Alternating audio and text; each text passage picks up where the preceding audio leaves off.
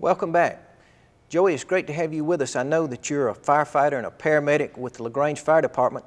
Tell us a little bit about how long you've been doing that and how you got in that line of work. Appreciate the invite. I've been in fire service for 10 years. I've been firefighter paramedic for 8 years now. Okay. And, you know, we call our show Community Champions, and we talk about people who enrich the lives of others. Of course, you're really in the life-saving business, and I know you've had a lot of experiences with helping people, but I know last summer you had a real dramatic event happen, and you were able to save the life of a young man on West Point Lake. Tell us a little bit about that day and what happened. It had to be on Father's Day, and it was 2004. Me and my wife and kids, we left the house, going to church, and we usually carry a CD with us, so we go out to West Point Lake afterwards. Well, that morning everything wasn't going as planned. It was just an unusual day. Usually we stop by and get groceries and then go on out after church and have a family outing. Well, that day we was running behind. I was a little bit upset because I like to be on time at everything, so we didn't get to stop by the grocery store. So after church, we stand in the parking lot, and a friend of mine said, "Well, where are you going to?" I said, "We're going to Glass Bridge Park since we get some groceries."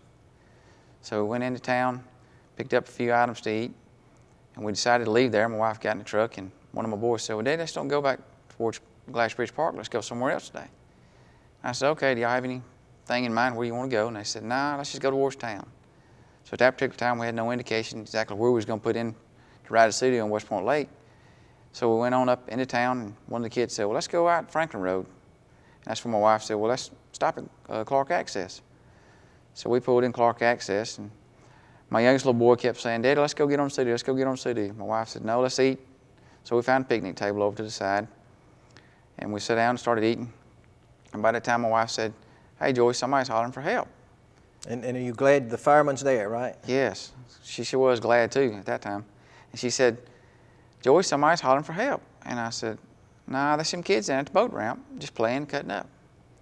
She kept hollering, "Somebody's hollering for help. Would you please get up and go see what's going on?" So I walked over towards the boat ramp, which was probably 200 or 300 feet away from us, or yards away from us, over the little bridge there. And there was a lady on a pontoon boat that was walking back and forth, and you could tell she was hysterical. And I could see a young man in the water, and as I was getting closer, you could tell the young man would go under, and he had a life vest he was holding on with his left arm. And when I got down to the boat ramp, there was a man standing there, and I said, "Sir," I said, "can I help you? What's going on?" Just natural instincts as a fireman. And he said, "Well, my nephew fell off the boat, and he cut his arm real bad, and he can't swim in." And I could see a lady walking back and forth on the pontoon boat, and you could tell she was on the phone with somebody. And I said, "Well, can I help you?" And he said, "I can't swim that far. Would you please help us out?" And I said, "Yes, sir." So I dove in and swam out probably, give or take, 300 feet to the buoy. Mm-hmm. And as I was swimming out, the young man would go under. And I got close to the boat, and I asked the lady on the boat, I said, "Ma'am," I said, "would you please tell 911 we're at Clark Access to have an ambulance en route, and please throw me a life jacket." So she threw me a life jacket down, and at that time, the young man was going under, and I said, "Well, has somebody drowned?" I still didn't know what the situation was. You still didn't know how bad the situation was at this point? No, sir. I had no indication other than the young man out there still. So I started to swim over to him after I put the life vest on, because I thought, well, here I am out here 300 feet with no life vest on. So I swam over to the young man. He said, "Sir, I fell off the boat and I cut my arm real bad." And I said, "Well, okay." I said, "I'm a firefighter paramedic." I said, "What I'm going to do is I'm going to grab you on the left side, and I'm going to start to carry you in. Just bear with me." So as I was bringing the young man in, he kept saying, "Sir, am I going to lose my arm? Am I going to lose my arm?" That's when I turned back around, and I could see he had some bad injuries to his right arm. Mm-hmm. And I turned back around to the shore, which my wife was standing there with her cell phone. And I said, "Laura," I said, "call back to 911 and tell them I'm an off-duty firefighter, paramedic, and I need life flight en route now," because I could tell the boy had major injuries to his right arm. Mm-hmm. So I bring the young man in, and when I got him into shore, I asked his uncle, which was standing there at that time. I said, "Sir," I said, "I know it's a kinfolks of yours." I said, "Would you mind just helping me get him turned around and then walk off, being this much trauma to him?" Mm-hmm. That's when I realized he had sustained some more injuries to his lower half of his body. Mm-hmm. So my wife came down with some towels, and she told me, she said, "I got life flight en route." 911 told me they had life flight en route. So I took the young man and started controlling his bleeding, and went from there from the time the EMS arrived on the scene. Probably within 5 minutes or so after EMS arrived on the scene, had a helicopter landed. Mm-hmm. And some of the things that were interesting about this, only a paramedic could call that life flight helicopter, right? That's correct. Being a paramedic, you have the authority to be able to call for life flight.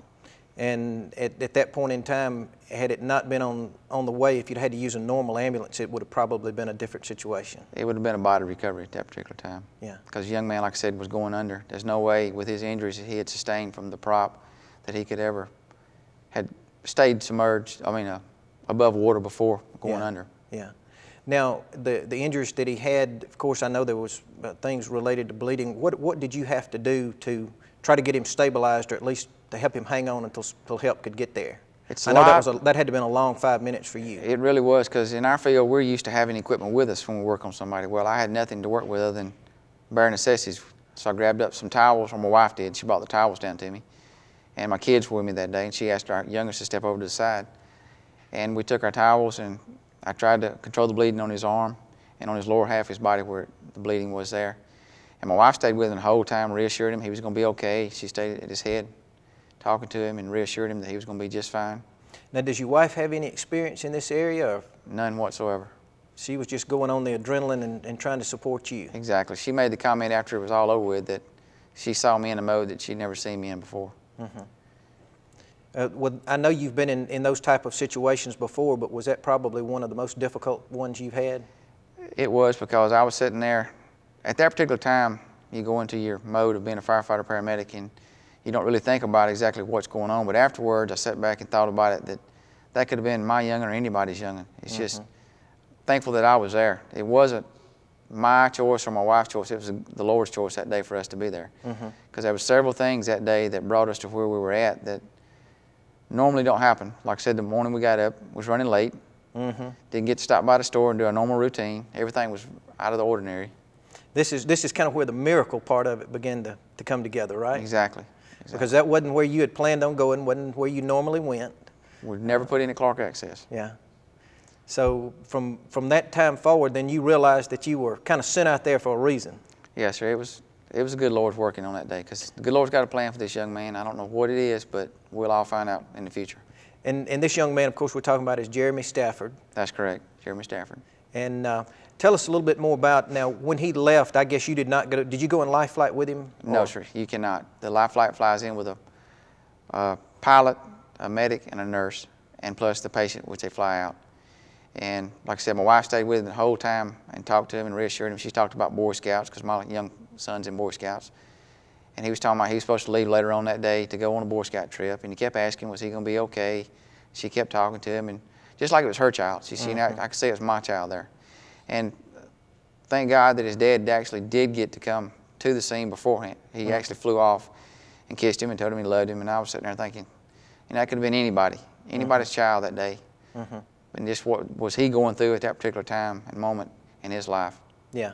Now, you had no other people there, firefighters or paramedics, other than yourself for what, that first 5 minutes? 5 minutes or so. Yeah. Actually, there was nobody at Clark Access except my wife, 2 children of mine, and myself, and Mrs. Stafford and Jeremy and the uncle. That was all that was there at that particular time. So that was a miracle that you were there and able to do that.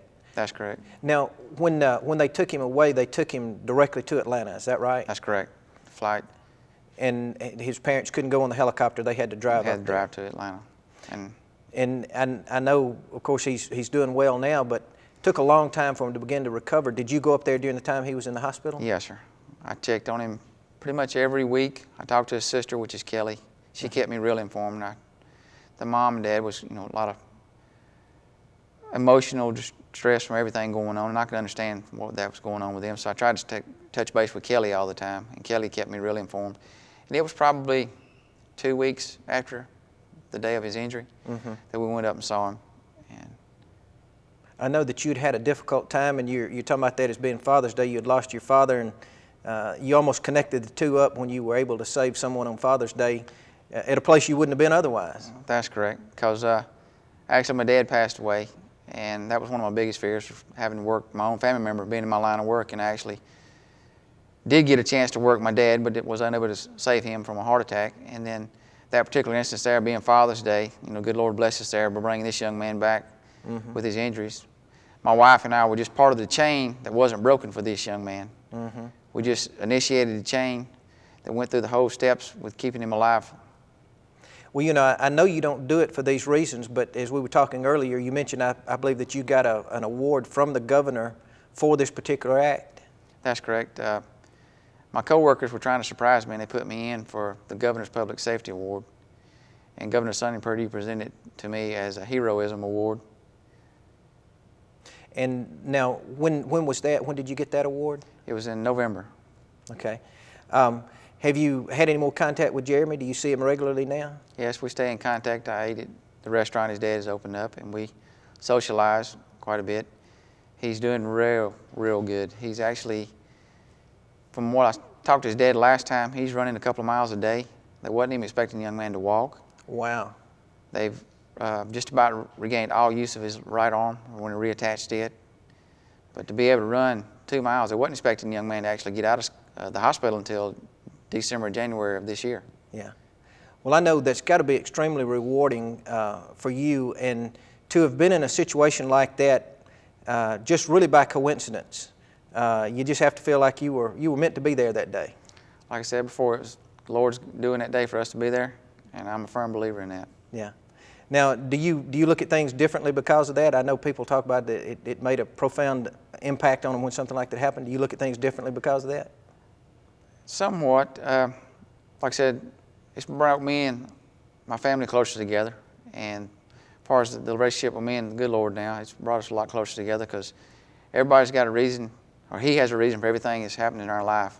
We don't control our lives. He controls everything in our life. Well, Joey, thank you for being with us. It's a great story, and I appreciate you telling everyone about it. I appreciate the invite. You've been watching Community Champions. We've had Joey Webb with us. Joey is a firefighter and paramedic with the LaGrange Fire Department.